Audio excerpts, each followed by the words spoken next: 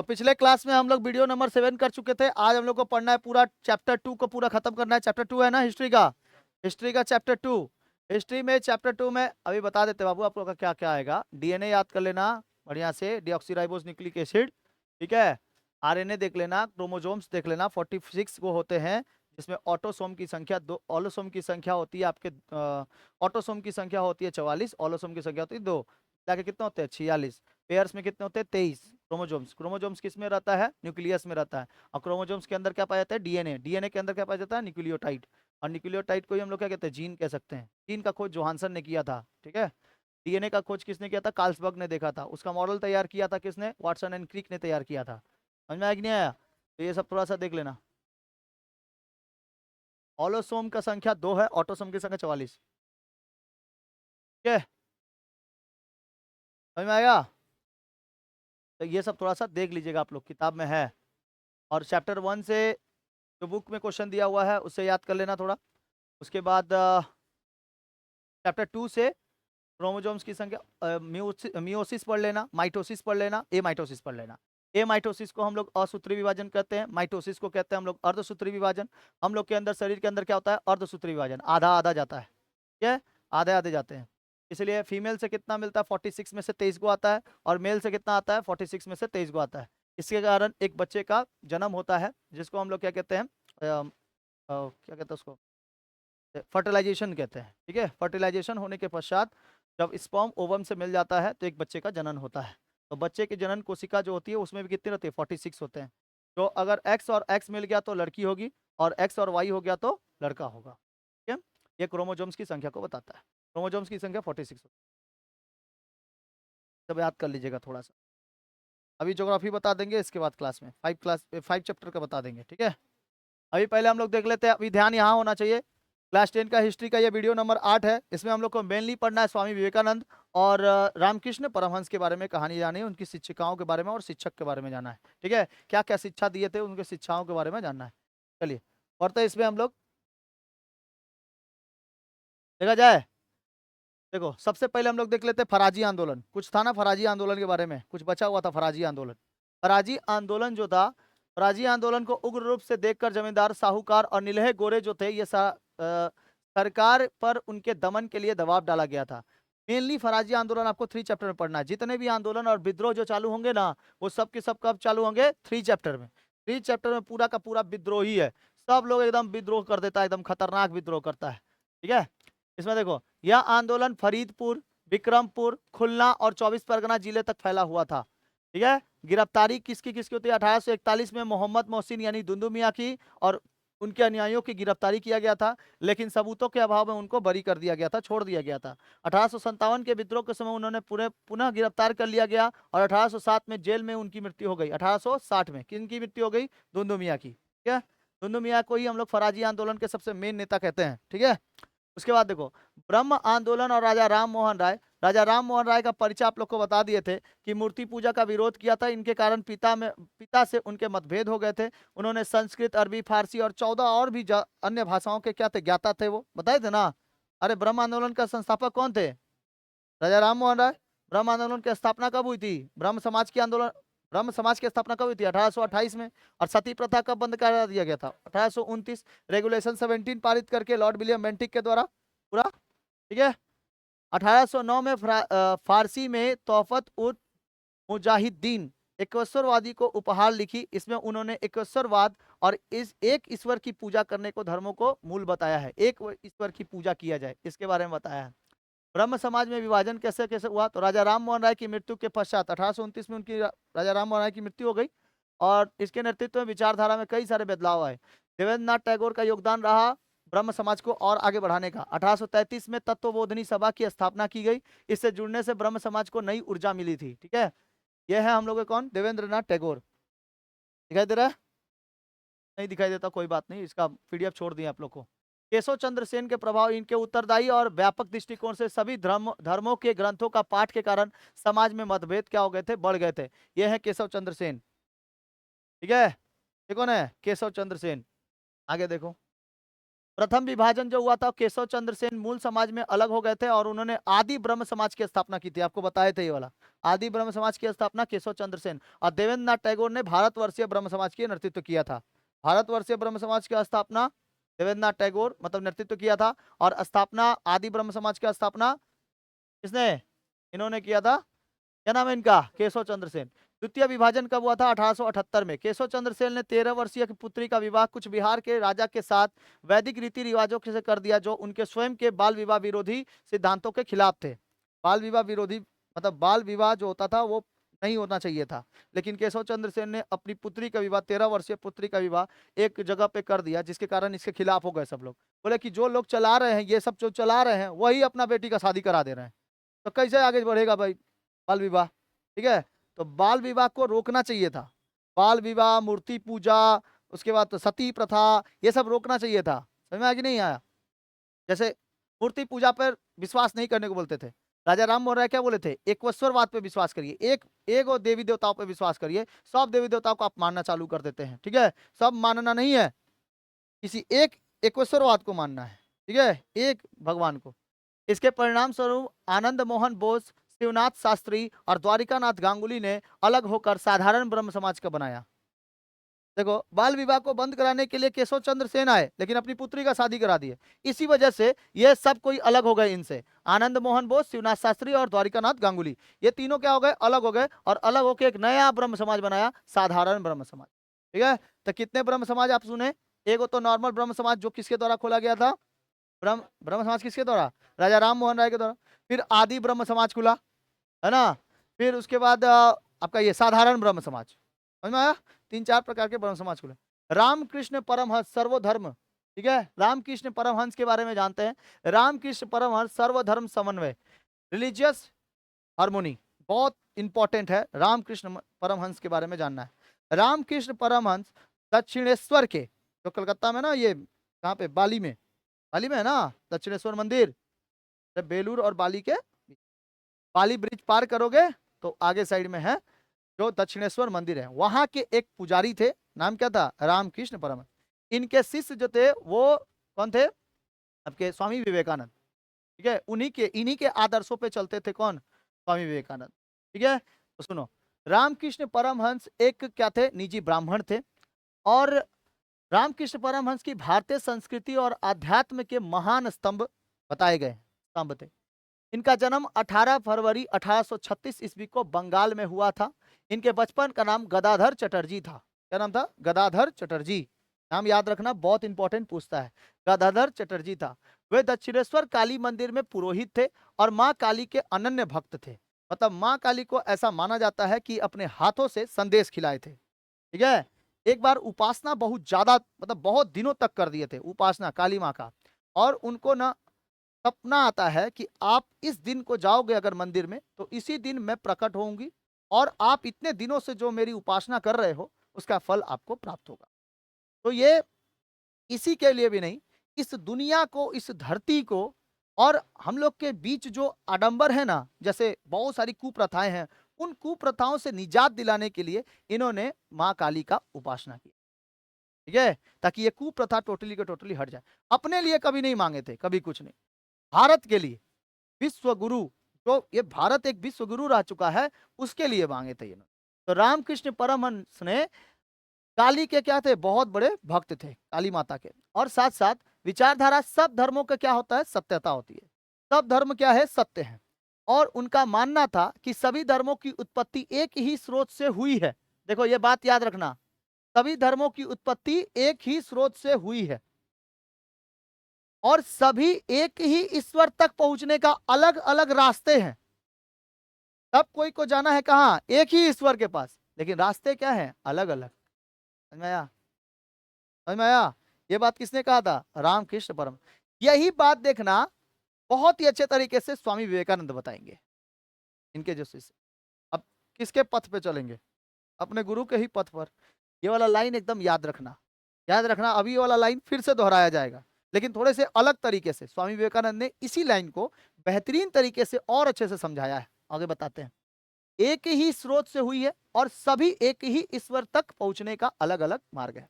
चाहे आप राम बोलिए, चाहे कृष्ण बोलिए, चाहे हरि बोलिए, ईशा बोलिए, अल्लाह बोलिए, वे इन सब को एक ही ईश्वर के विभिन्न नाम हैं। ये बात बताया गया था। किसने बताया? रामकृष्ण परमहंस। ठीक है। अच्छा, समन्वय क्या है? उन्होंने धार्मिक वाद विवाद का विरोध किया और शांतिपूर्ण सह अस्तित्व पर जोर दिया। सभी कोई शांति रूप से अपना काम करिए भाई, माता की उपासना करते रहिए, भगवान की पूजा करते रहिए। सारे भगवान एक ही टाइप के हैं, सब भगवान एक ही रूप में काम करते हैं। ठीक है। हम लोग भले उनको पाने के लिए अलग अलग रूपों में पूजा करते हैं। ठीक है। ये बात किसने बताया? स्वामी विवेकानंद, सॉरी, रामकृष्ण। ये है दक्षिणेश्वर मंदिर। ठीक है। देखे हो दक्षिणेश्वर मंदिर?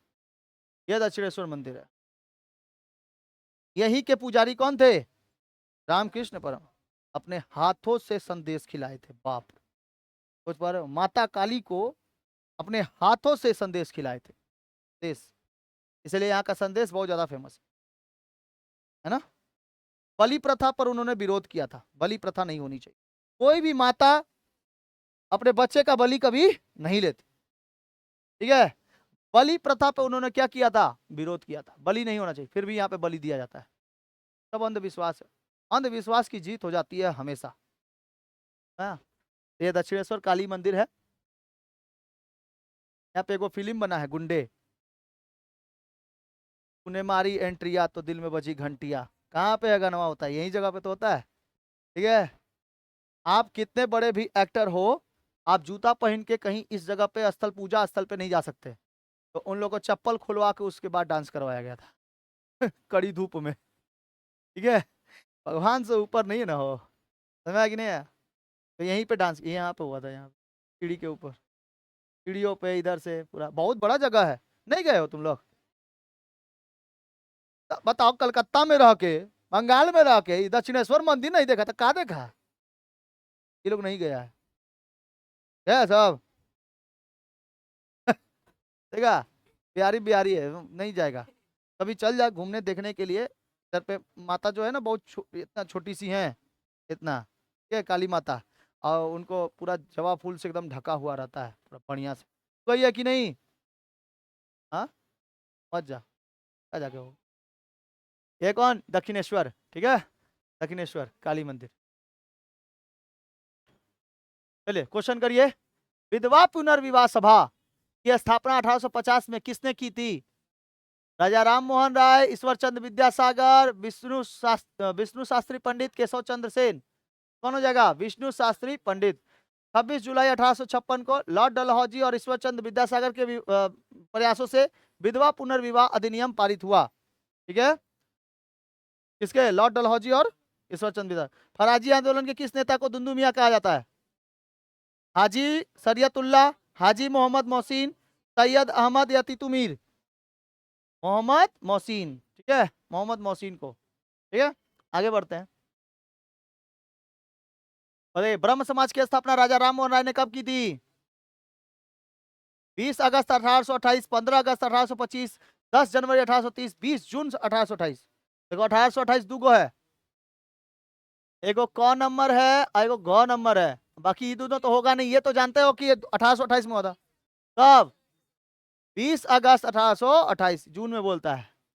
20 अगस्त 1828 में हुआ था, याद रहेगा। 20 अगस्त 1828। नेक्स्ट है तोहफत उल मुजाहिदीन। राजा राम मोहन राय द्वारा 1809 में फारसी में लिखी गई प्रसिद्ध पुस्तक का नाम क्या था? तोहफत उल मुजाहिदीन। केशव चंद्र सेन के नेतृत्व में ब्रह्म समाज में 1878 में विभाजक का मुख्य कारण क्या था? उनकी अल्पवायु पुत्री का विवाह। अपने 13 वर्ष की पुत्री का क्या कर दिए थे? वो शादी करा दिए थे, विवाह करा दिए, इसीलिए विभाजन हो गया। अब देखते हैं किनके बारे में। स्वामी विवेकानंद और नव वेदांत। स्वामी विवेकानंद के द्वारा फॉलो किया गया क्या चीज? नव वेदांत। ठीक है, यह है स्वामी विवेकानंद। 12 जनवरी को इनका जन्म होता है, 12 जनवरी को, इसलिए युवा दिवस कब मनाया जाता है? 12 जनवरी। युवाओं के लिए सबसे खतरनाक, सबसे फेमस कौन थे? कौन? स्वामी विवेकानंद। स्वामी विवेकानंद जो थे, ये किन के शिष्य थे? रामकृष्ण परमहंस के परम शिष्य थे। ठीक है। गुरु के मृत्यु के पश्चात उन्होंने उनके संदेश और शिक्षाओं को विश्व भर में परिचित करने का संकल्प लिया। 1897 ईस्वी में उन्होंने बेलूर और रामकृष्ण मिशन की स्थापना की। Very important. बेलूर मठ की स्थापना किसने किया था? बेलूर में है बेलूर मठ। बेलूर मठ में स्थापना किया था 1897 में स्वामी विवेकानंद ने। ठीक है, कौन सा? बेलूर मठ का। और रामकृष्ण मिशन का स्थापना किसने किया था? स्वामी विवेकानंद। किसके परम शिष्य थे? रामकृष्ण परमहंस के परम शिष्य थे। ठीक है। रामकृष्ण परमहंस कहाँ के पुजारी थे? दक्षिणेश्वर काली माता मंदिर के, ठीक है, पुजारी थे। नव वेदांत के प्रमुख आदर्श क्या थे? ये नव वेदांत, इनको मतलब नव वेदांत लिखे हुए हैं इन्होंने। आधुनिक व्याख्या जो उन्होंने प्राचीन वेदांत और उपनिषदों की सूक्ष्म ज्ञान को सरल बनाकर आम आदमी के लिए सुलभ बनाया था नव वेदांत को। मूर्ति पूजा का समर्थन, वे वैदिक धर्म और मूर्ति पूजा के क्या थे? समर्थक थे। जैसे इनके गुरु जो थे, इन्होंने क्या बोला था कि मूर्ति पूजा करिए लेकिन एकेश्वरवाद, ठीक, काली माता को पूजा करना, क्योंकि सारे के सारे भगवान क्या है? एक ही है। इसीलिए मूर्ति पूजा के समर्थक कौन थे? स्वामी विवेकानंद।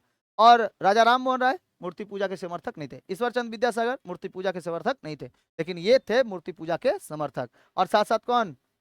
रामकृष्ण परमहंस भी। उन्हीं से ना सीखेंगे, गुरुओं से तो ही सीखा जाता है, तो गुरु लोग ही सिखाए थे एकदम बढ़िया से, ठीक है। और उनके जो गुरु थे तो जो पढ़े लिखे नहीं है फिर भी धार्मिक ज्ञान बहुत ज्यादा था इनके पास। रामकृष्ण परम विवेकानंद के पास भी बहुत ज्यादा था धार्मिक ज्ञान, और साथ साथ इंग्लिश भी बोलते थे, ये बहुत खतरनाक बोलते, पढ़े लिखे थे बहुत अच्छे, ठीक है। धार्मिक एकता, उनका मानना था कि जिस प्रकार सभी नदियां, देखो स्वामी ये रामकृष्ण मिशन ने परमहंस ने क्या कहा था? परमहंस ने क्या कहा था कि सभी के सभी ईश्वर एक ही है, और मरने के पश्चात क्या हुआ? रास्ते अलग अलग है उनके पास पहुंचने के लिए। ये देखो क्या कहते हैं, जिस प्रकार सभी नदियां अंत में सागर में मिल जाती हैं, उसी प्रकार संसार के सभी धर्म एक ही ईश्वर की ओर ले जाते हैं। समझ में आया? सब नदियों का रास्ता अलग अलग है, लेकिन मिलते कहां पर है? मिलते कहां है? सब पे सागर में मिलते हैं, है ना। और सागर कहां लेके चला जाता है? सागर से क्या बनता है? महासागर बनता है ना। इधर आ जा बाबू, सामने आ जा, ठीक है। देखो शिकागो सम्मेलन हुआ, शिकागो सम्मेलन में 1893 में उन्होंने शिकागो के विश्व धर्म सम्मेलन में भारतीय आध्यात्मिक शक्ति का लोहा बनवाया गया। मतलब कि भारतीय जो संस्कृति है, भारत में होने वाले जितने भी भगवान की पूजा होता है वो सबसे खतरनाक पूजा होता है, सबसे अधिक पूजा होता है भारत में। हर एक प्रकार का यहाँ के लोग रहते हैं, हर एक धर्म के लोग यहाँ पे रहते हैं, और हर एक धर्म के लोग अलग अलग धर्मों के अनुसार पूजा करते हैं, ठीक है। जैसे क्रिश्चियनिटी अपने धर्म के अनुसार अपना पूजा करता है, हिंदू अपने धर्म के अनुसार अपना पूजा करता है। स्वामी रामकृष्ण परमहंस क्या कहते हैं कि भाई अल्लाह बोलो, ईश्वर बोलो, चाहे आप बोलो कुछ भी, वो सब के सब क्या है? एक ही भगवान के नाम है। उसी तरह इन्होंने शिकागो सम्मेलन में जाते हुए, सब कोई आता था धर्म सम्मेलन, ये एक धर्म सम्मेलन था, कब था? 1893 में। सब कोई जाता था और अपने ऑडियंस के पास ना एगो स्टेज बना हुआ था, शिकागो में स्टेज बना हुआ था। उस स्टेज के पास सभी कोई धर्म के सारे लोग और अनदर अनदर लोग, जैसे भारत के अनदर गए थे, उसके बाद विश्व से और अनदर बहुत सारे लोग ऐसे गए थे। सब जा जाके ना उधर पे बोलता था ladies and gentleman, ladies and gentleman, ठीक है, ऐसे खाली बोलते थे। मतलब जब जब भी स्पीच स्टार्ट करना था ना अपने धर्म के बारे में बताने का, धर्मों का ज्ञान कराने का, तो जब भी होता था स्पीच चालू करते थे तो दूसरे धर्म के लोग हमेशा, या फिर दूसरे जगह के लोग हमेशा लेडीज एंड जेंटलमैन से स्टार्ट करते थे। ये जब गए, इनका जब बारी आया स्टेज के ऊपर, तो जब गए तो बोलते हैं मेरे भाइयों और बहनों, माई ब्रदर्स एंड सिस्टर। सब खड़ा हो गया, खड़ा होकर ताली बजाने लगा। वाह क्या बात बोले हैं, पहले ही आके एकदम पूरा एकदम 100 में 100 मार्क्स, ठीक है। पहले ही आके 2 मिनट तक तो इनके लिए ताली बजा, 2 मिनट ताली रुक ही नहीं रही थी। स्वामी विवेकानंद के लिए ताली रुक ही नहीं रही थी। बोला कि अरे बोलने तो देगा ना रे, कम से कम रुको थोड़ा बोलने दो, ठीक है। तो इन्होंने क्या किया, वहां पे जाके लेडीज एंड जेंटलमैन नहीं, माय ब्रदर्स एंड सिस्टर कहे, ठीक है। इसी से सब लोग जान गए कि भाई कितने खतरनाक आदमी है ये, और इतना बेहतरीन तरीके से धर्मों के बारे में बताया। उसी शिकागो सम्मेलन से ये वाला लाइन उठाया गया है, ठीक है। बशर्ते वहां इंग्लिश में बोले थे, यहाँ पे हिंदी में लिखा गया है। जिस प्रकार सभी की सभी नदियां अलग अलग रूट के अनुसार, अलग अलग दिशाओं के अनुसार एक ही सागर में मिलती है, उसी तरह सभी कोई को एक ना एक दिन भगवान के पास जाना है। मतलब भगवान को सागर बताया गया है, और हम लोग क्या है? एक नदियां हैं, इनको अलग अलग प्रकार से जाना है, समझ में आया? लेकिन जाना तो है। जिस प्रकार सभी नदियां अंत में सागर में मिल जाती हैं, उसी प्रकार संसार के सभी धर्म एक ही ईश्वर की ओर ले जाता है। ठीक है, एक ही ईश्वर, चाहे आप उसको अल्लाह माने, चाहे माने उनको राम, चाहे कृष्ण, चाहे कुछ भी, ठीक है, सबके एक ही ईश्वर के पास लेके जाए। आगे देखो, धार्मिक सुधार और विचार क्या थे? धार्मिक उदारता। विवेकानंद ने धार्मिक वाद विवाद पे निरर्थक बनाया था। उनका कहना था कि ईश्वर को पा लेने वाला व्यक्ति मौन रहकर दिव्य आनंद भोगता है। ईश्वर को जब पा लेता है तो वो क्या हो जाता है? मौन रहना चालू हो जाता है। हिंदू धर्म का पुनरुत्थान। उन्होंने गिरते हुए हिंदू धर्म को पुनः प्रतिष्ठित किया और इसकी श्रेष्ठता पश्चिमी देशों से स्थापित की। मतलब कि ऐसा ऐसे आदमी जो हमारी एकता को कहाँ विश्वास दिलाया था? पश्चिमी देशों में। जबकि यहाँ पर सब कोई किसको कल्चर को फॉलो करने लगा था? पश्चिमी कल्चर को फॉलो करने लगा था सब। तो हमारे देश में पश्चिमी कल्चर को फॉलो करने लगा था। यहाँ पर सब कोई क्रिश्चियनिटी होते चले जा रहे थे, बोलते क्रिश्चियन सबसे अच्छे हैं। हिंदू धर्म को छोड़ के सब क्रिश्चियन होने चालू कर दिया था। ठीक है, तो इन्होंने वहां पर नया एक धर्म तो नया नहीं बनाया, लेकिन एक नया ऊर्जा लगाया किसमें? हिंदू धर्म। और हिंदुओं को कहा कि अब तो जागो कम से। ठीक है, तुम अपने धर्म को छोड़कर दूसरे धर्म पे सबसे ज्यादा विश्वास कर लेते हो, अपने पूजा को छोड़कर, पूजा स्थलों को छोड़कर दूसरे पूजा स्थलों पे जाते हो, जाओ, लेकिन क्या है, अपने भगवान के ऊपर भी विश्वास कर लो कम से कम। ठीक है, उन्होंने हिंदू धर्म को अंधविश्वासों और दुर्बलताओं को, देखो, उन्होंने हिंदू धर्म को अंधविश्वासों, अंधविश्वास बहुत ज्यादा था। ठीक है, जैसे जैसे कहीं पे नींबू मरचा गिरा रहता है, उसके ऊपर कोनो पैर रख दिया, ऐसा लगेगा कि भूत पिशाच उसके पीछे पीछे लग गया है ना? ये क्या है? एक अंधविश्वास। वही कोई पियकड़ा पे गिरेगा ना, तो पियकड़ा लेके जाएगा, चखना बनाएगा, पी जाएगा उसको। ठीक है, आ जाएगा चखना बना के, मरचा उरचा काट के खाए। उसके लिए कोई भूत पिशाच नहीं है कि नहीं है? तो वो क्या है? एक अंधविश्वास है। बिल्ली रास्ता काट दी तो नहीं जाना चाहिए। ठीक है, बिल्ली रास्ता काट दी तो नहीं जाना चाहिए। बिल्ली, बोला जाता है कि बिल्ली मर जाती है, बिल्ली मर जाती है तो 7 गो मतलब सोने के बिल्लियां चढ़ाई जाती है भगवान को। हाँ, ये सब अपने ही के पास है। हाँ, सोने का बिल्ली चढ़ाना पड़ेगा भगवान को, दान देना पड़ेगा, ऐसा ये अंधविश्वास है एक प्रकार का। और दिल्ली रोड पे जाओगे ना, इतने सारी बिल्लियां मरी रहती है वहां पर, कोई का कुछ नहीं, एकदम चलते रहता है गाड़ी, उसी के ऊपर 4-5 बार कचार के लेके चल जाता है, टपा के लेके चल जाता है, कोई कुछ नहीं बोलता। उस समय तो कुछ नहीं होता है। और सामने गली से कहीं गुजर जाएगा ना, बिल्ली बिल्ली काटी है, रुको रुको, मत जाओ इधर से, रुका देता है। ठीक है, अच्छा, दुर्बलता और मुक्त कर एक नवीन प्रेरणा का प्रचार किया था, संचार किया था। सिस्टर निवेदिता का दृष्टिकोण क्या है? सिस्टर निवेदिता, देखो ये है सिस्टर निवेदिता। ठीक है, सिस्टर निवेदिता का विचार क्या है? देखो, सिस्टर निवेदिता जो थी ना, ये स्वामी विवेकानंद को बहुत ज्यादा मानती थी।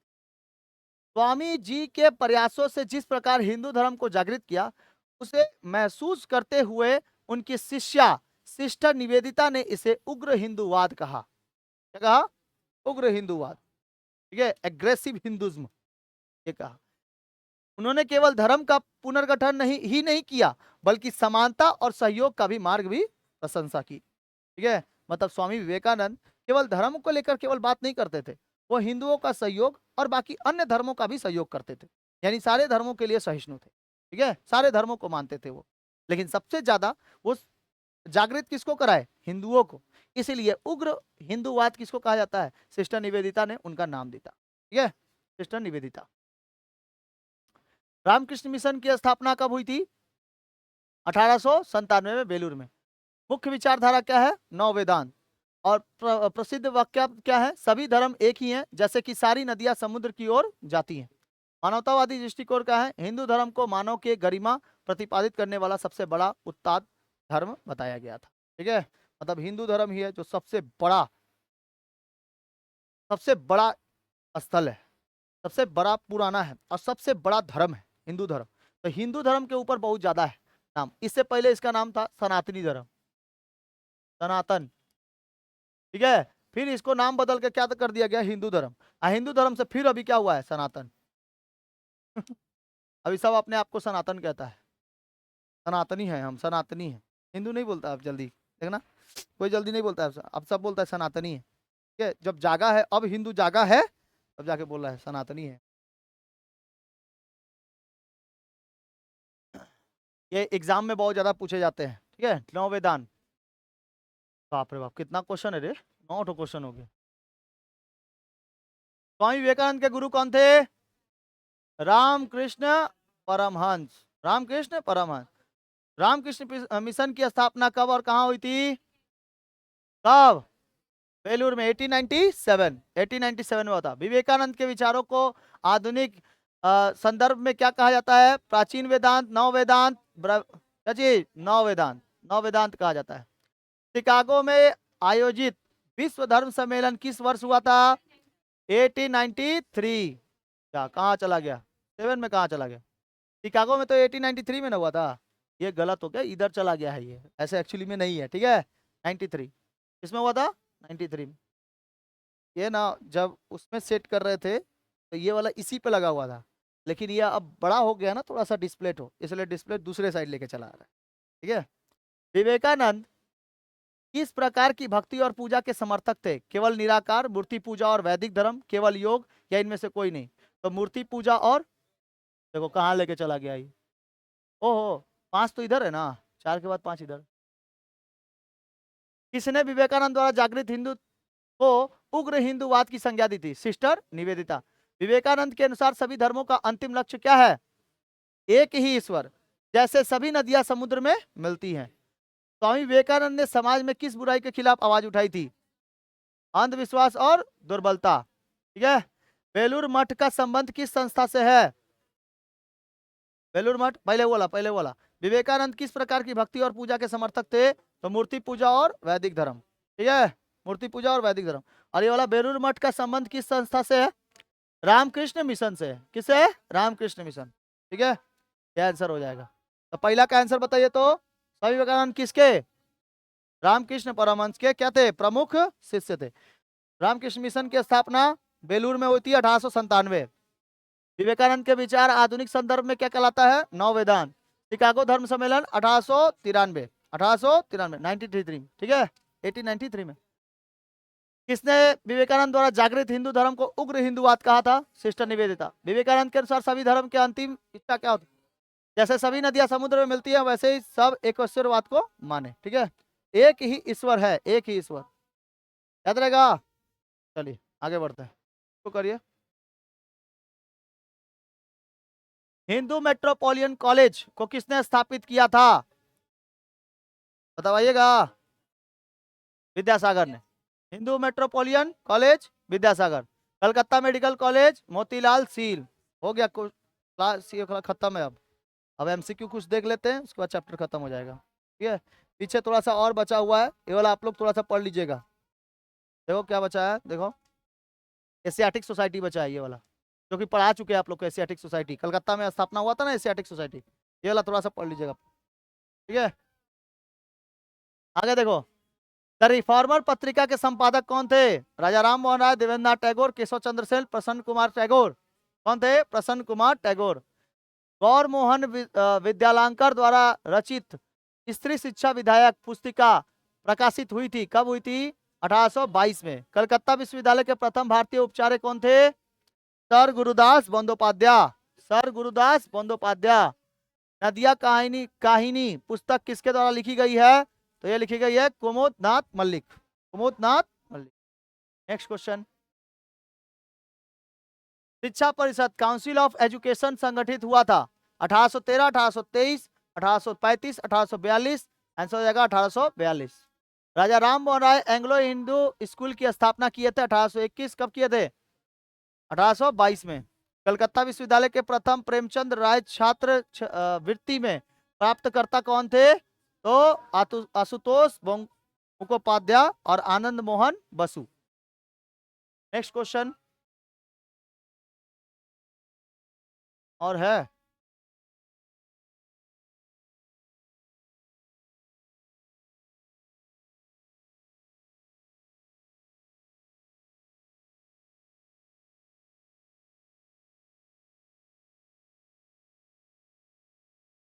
ये वाला था ना, बस इतना ही रहना, ठीक है। इतना दूर तक रहा आप लोगों का, ठीक है। नेक्स्ट क्लास आप लोग को एमसीक्यू हम ग्रुप में दे दिए हैं। एमसीक्यू याद कर लीजिएगा, बहुत सारा है एमसीक्यू। 87 को एमसीक्यू, इसमें कितना है 59 है ना, 87 को एमसीक्यू है, इसको लेकर है कितना, देखिए है, हाँ वो उतना ही तक होगा लगभग, ठीक है 102 तक है, बहुत ज़्यादा है। उस एमसीक्यू का एक के बार में टेस्ट हो जाएगा, ठीक है। चैप्टर 2 खत्म हो गया तो एगो टेस्ट लिया जाता है इससे रिलेटेड, ठीक है, जैसे ज्योग्राफी का दिए थे ना तरह उसका भी, ठीक है। चैप्टर 1 और चैप्टर 2 टेस्ट से पहले आप लोग को उसका आंसर दे दिया जाएगा, ठीक। उसके बाद आप लोग को आके यहाँ पर केवल एमसीक्यू टेस्ट देना है, टिक लगाना है। तो इतना आज रहने देते हैं, अभी ज्योग्राफी स्टार्ट करेंगे, ठीक है। चैप्टर 2 खत्म आप लोगों का, नेक्स्ट क्लास में चैप्टर 3 पढ़ेंगे। जय हिंद, जय भारत।